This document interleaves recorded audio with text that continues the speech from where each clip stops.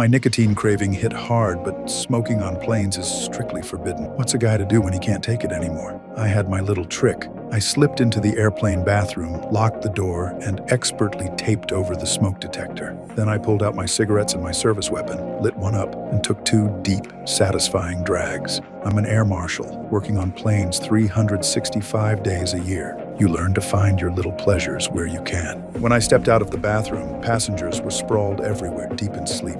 I yawned and stretched. Then my phone buzzed with a text. Smoking in the lavatory is illegal. This was the airline's secure network. Who the hell would be messaging me? I scanned the sleeping passengers around me, then glanced toward first class where a few people were still awake. Nothing seemed suspicious, but I was exposed while whoever sent this stayed hidden in the shadows. Another message came through. They hoped I would take their advice seriously. I got up and headed to economy class, trying to spot this person lurking in the dark. Then came the real message. Transfer $150 million to this account or someone on this plane dies in 20 minutes. Just then, my partner Jack walked by. I confronted him asking if this was his idea of a joke. Jack looked completely bewildered. When I showed him the texts, he pulled out his phone to prove he hadn't sent them. Could there really be a hijacker on board? I informed the captain, who told me the nearest airport for an emergency landing was still an hour and a half away.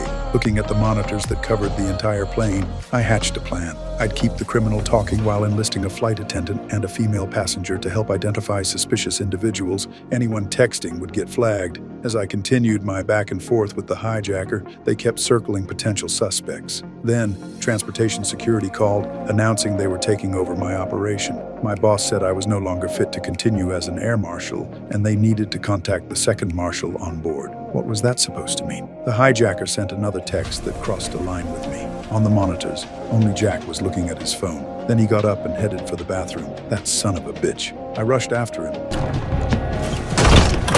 You son of a bitch.